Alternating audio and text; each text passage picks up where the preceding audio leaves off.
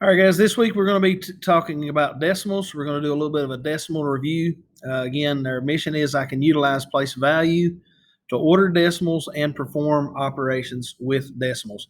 I want to emphasize the importance of these subjects. Again, you may think, well, why in the world are we going over this kind of stuff? Well, again, if you're going to be a nurse, I want you to understand what decimals are and how they're used, especially when you're talking about needing to put so many milliliters of medicine in my arm. I want to make sure that you understand what that really means, okay? Because place value can make a huge difference. You say, "Well, I'm not going to be a nurse. I want to work on cars." Well, guess what? If you're honing a engine block cylinder, there's a huge difference between 2,000s and 20,000s. Okay, so I want you to understand what those are and to make sure that you understand how to accurately do decimal calculations. Okay, so first let's talk about place value. And so I'm going to go ahead and just write a number here. And let's say that number is 980.73. Now that's usually the way we say that, okay? But actually that's not accurate. That's not the way that you should actually say that number. And so I want to use this kind of as an example to help you kind of understand place value and how it works. So you notice my decimal point is right there, okay? So let's start first with these numbers to the left of this, and these are more clearly understood. We know that this is the ones place, okay? This would be the tenths, or the tens place, and this would be my hundreds place. So again, we doesn't have as much problem with that. I'm sorry about how I'm writing, but I'm trying to write on the screen. It's hard. So we understand that this number is 980, right? Because there's 3 digits here. And obviously, if we were to keep going and okay, we put a 1 here, then all of a sudden this is thousandths or thousands. And you kind of get the idea. This would be 1,980 now. So again, these we kind of understand and we've kind of got the sense of. It's when we start going to the right that we get a little bit confused. Okay, so let's talk about this 7 that's on the side of this. Now, I never understood this about mathematics. Sometimes they do some weird stuff. So you notice if I start here at the decimal and I go this way, I start ones, tens, hundreds, thousands. But yet when I start to the right, for some unbeknownst reason, we don't call this the 1th place, but this is the tenths place. And you notice this emphasis on the th, tenths. Okay, so when I go to the right of the decimal, I'm talking about tenths place. Now my second place here would be my hundredths. And again, you notice that emphasis there at the end, hundredths place. Okay, and this then would be my thousandths place. Again, the emphasis on the end there. That's really the only difference between the ones that go this way. But again, I don't start with ones here. I start with tenths and then hundredths and then thousands. So let's look at our original number that we really had. We had 980 and then the decimal point and then 73. So the way we would actually read this is this would be 980 and the decimal actually is the word and 73. And what place value is this one right here in? This place value of this 3 is in the hundredths place. So it would be 980 and 73 hundredths. Okay, that's really the way that we should read those numbers when we read them. And so some of your questions may ask you things like, which digit is in the hundredths place? Well, the digit that's in the hundredths place is actually the 3. So if that is your particular question that they're asking, then it would be 3. Then they may ask a question like, what number is in the tenths place? Well, the tenths place would obviously be the 7. So your answer for the tenths place would be 7. Okay, so that's the type of problems that you're really going to have that you're going to be looking at here. Number 2 example, you're going to be given something like this. So you have 0.007, which again is 7 thousandths. Okay, sorry, should put that. And again, we're thinking about, okay, I've got 0.04. And the question is this greater, less than, or equal? okay? Well, obviously 7 and 4, that's not going to be equal, so that one's kind of out. We may look at this and we think, well, 7 is greater than 4, so it must need to be greater than, right? But actually, you need to look at your place value because you're gonna notice here. Sorry, I don't know what happened. You're gonna notice here that this one has 3 places after the decimal, and this one only has 2. So I could go ahead and fill in this third one, even though I don't really know what it is. I could go ahead and put a 0 because that's not really going to change the value of it. Anything after that is not going to change the value of it. But notice then what it really says here. Now I have 7 1,000ths over 40 1,000ths. So now, would you agree with this, that this 7 thousandths is greater than 4 thousandths? Well, the number 7 is definitely greater than 4, but in this context here, this is not a true statement, okay? 7 thousandths is definitely less than if I had 40 thousandths, okay?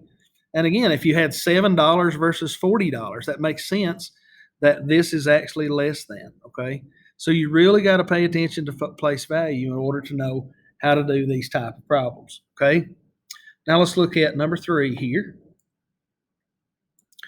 So number 3, we will say I have this set of numbers. So 65 and 89 thousandths, 64, 967 thousandths, 65 and 67 thousandths, and 64 and 867 thousandths. Okay.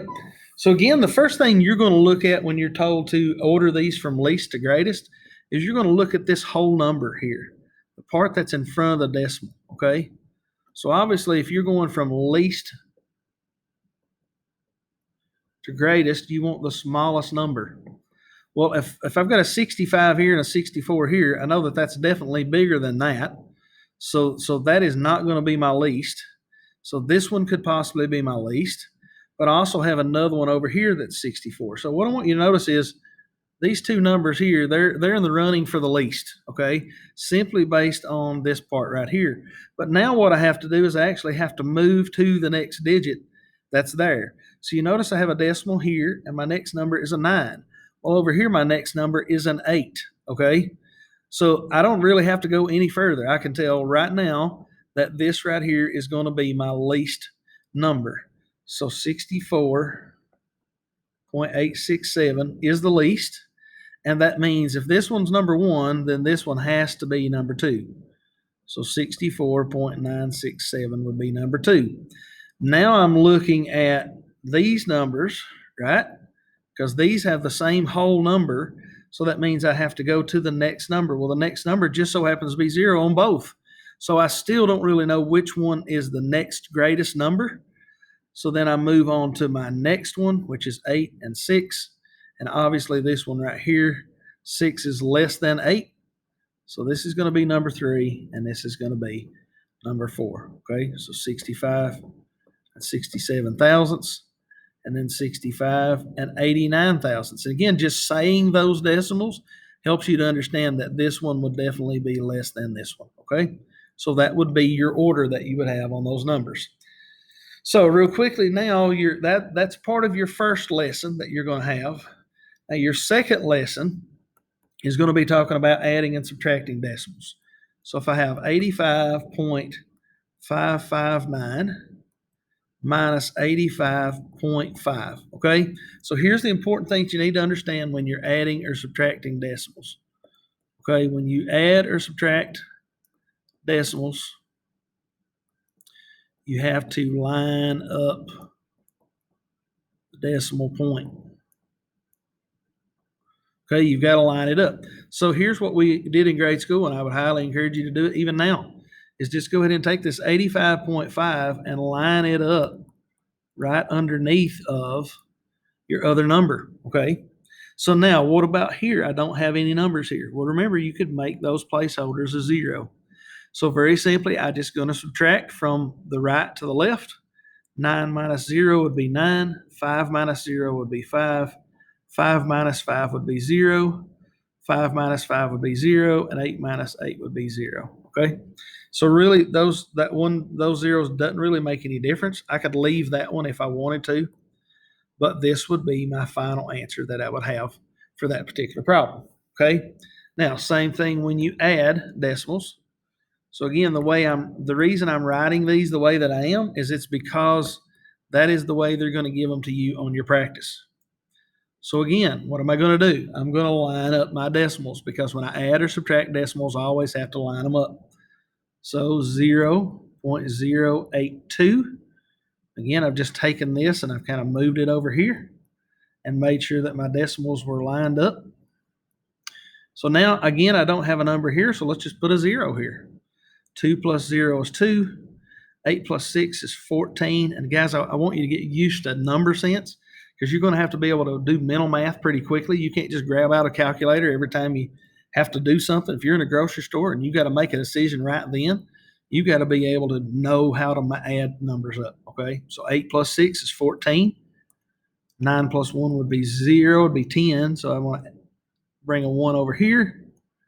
And this becomes 2 and 42 thousandths, okay? 2 and 42 thousandths would be my answer for that one. So then the third lesson that you're going to have is you're going to be multiplying and dividing decimals. Okay, so first let's talk about multiplying decimals. And I forgot what number I'm on here. Let's call this number 6. So number 6 would be 0.194 times 0.14. Okay, so again, when I multiply, I don't have to line up the decimals. It doesn't really matter, okay? But I would encourage you to write these vertically. So if you wanted to use the X, you could use that. And here's my multiplication problem that I'm going to do. Again, the way you do this old school is you take each one of these numbers and you have to multiply them through. So 4 times 4 is 16. 9 times 4 is 36, plus 1 is 37. You notice I'm just carrying my 3 over here. 4 times 1 is 4, plus 3 would be 7, okay? And notice I'm not even paying attention to any decimals. I'm not even worried about it right now, okay? And remember, you're going to leave an empty spot right here, okay? When you do multiplication of decimals, you're going to leave an empty spot on your second row, and you're going to start with this 1, and you're going to multiply it through, okay? So now we're going to multiply this 1 through all of this stuff. So what happens when I take 1 times 4? That equals 4. 1 times 9 equals 9, and 1 times 1 equals 1. And really, there's no reason to multiply this 0 through because 0 times anything is just going to go away, okay? So there's really not going to be anything left. So now that I've got all of that done, now I just simply need to bring down, I need to add everything that's here. So 6 plus 0 is 6. 7 plus 4 is 1. There's 11. I need to carry a 1. 1 plus 7 is 8. 8 plus 9 is 17. Sorry, see, I even did it wrong. That 1 does not need to be there. It needs to be carried over to here, which means this becomes 2. Now, here's my issue.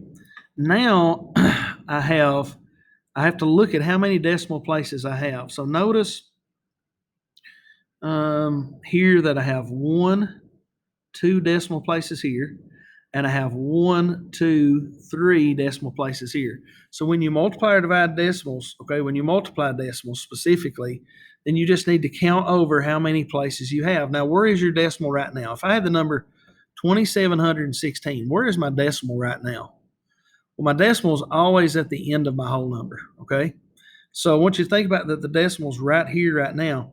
But we realized that there were 5 spaces here. There were 5 points after the decimal.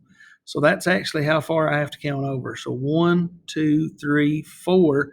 Notice I don't have a 5th place to go to. My decimal needs to be right here, and there's nothing here. So what do? It needs to be a 0. So my final answer would be 0.02716. Okay, so if there's no number there, you have to put a placeholder. You have to put a 0 there to kind of hold that spot, if that makes sense. Okay, so that's how you would multiply decimals. Again, don't have to line them up. Just at the end, you just have to count how many spaces you had after the decimal, and that's how many places you move this decimal over. All right, last but certainly not least is dividing decimals. Nobody likes division, and I understand. But I have 109 and 34 hundredths divided by 14 and 2/10. Okay, so remember the way you used to write division problems, and I would encourage this as well. You make the little box, and you do 109.34. Okay, and here I'm dividing by 14.2. So here's what you do when you're dividing fractions: is you're actually going to take this decimal and you're going to move it over to make it a whole number. So to make that a whole number, you need to move that over one spot. Well, guess what you have to do? If you move it over one spot here, you have to also move it over one spot right here. So my decimal now is right here. And then what you do is just go ahead and move that straight up to the top of your line right there. Okay. Now what I really have is a division problem, and I'm going to rewrite it just to make it a little easier to understand, is really I've got 142 and I've got 1093.4, okay, as really what I'm looking at. So now what you're doing is you're saying, okay, how many times will 142 go into 1? Well, I can't take 142 into 1, so that's going to be 0. What about 142 into 10? Well, that's also 0. What about 142 into 109? Well, that's also 0. So then really I'm taking 142 into 1,093. So again, we're just trying to think about numbers that would go into that. So let's see. That's really close to 10. But let's try 7. Let's see what happens. So if I take 7 times 142, I'm going to get 994. Okay. So then I just subtract. So the steps for division are the same all the time. Okay. You divide, you multiply, you subtract, and then you bring down. Okay. So we've already divided this into that. Then we take our 7 times 142 and multiply it, which gives us 994. Now we're going to subtract that out and see what happens. So if I take 1093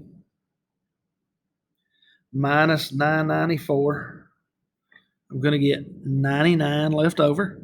And again, I want to bring down my 4. So now my division problem is really 142 into 994. Okay. So how many times will 142 go into 994?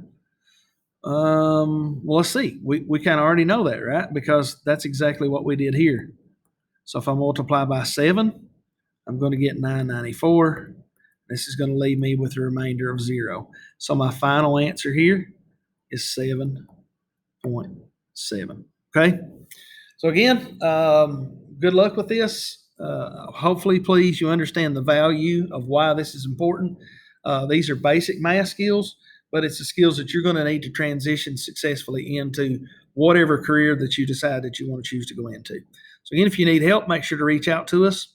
You've obviously got tools that I have put on your assignment to help you as well. There's study help within Study Island, as well as there is also the link to the Desmos calculator that I gave you that should be able to really help you with this type problem. Thanks.